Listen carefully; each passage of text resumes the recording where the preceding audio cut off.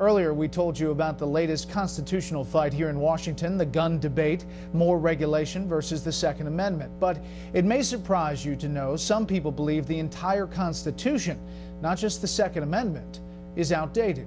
Correspondent Shannon Bream tonight on the call for a fundamental change.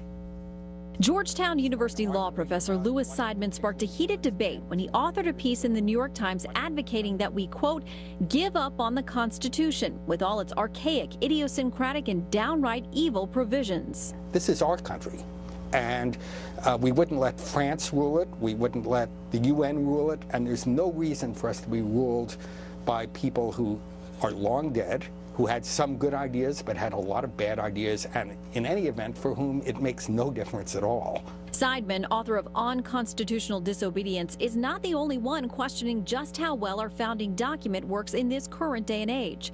Professors from the University of Texas and University of Virginia have recently floated similar concerns.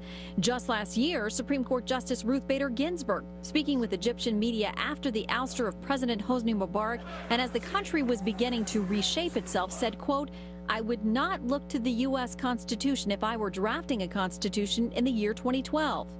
Even those who admit it isn't perfect note the drafters were wise enough to provide an amendment process. I think that charges that this is a document written by old white men in the 18th century is not true. It's a document written by we the people over the past 2 centuries. Some believe there's already a certain level of disregard for the Constitution playing out in Washington. The fact that someone might not say, I want to ignore the Constitution, should still be held accountable when, in fact, they do ignore the Constitution, whether they're saying that they're doing so or not. When asked how we would guarantee things like freedom of religion without our Constitution, Professor Seidman said it's up to those who believe in those ideals to convince their fellow Americans they're worth upholding. Bret? Shannon, thank you.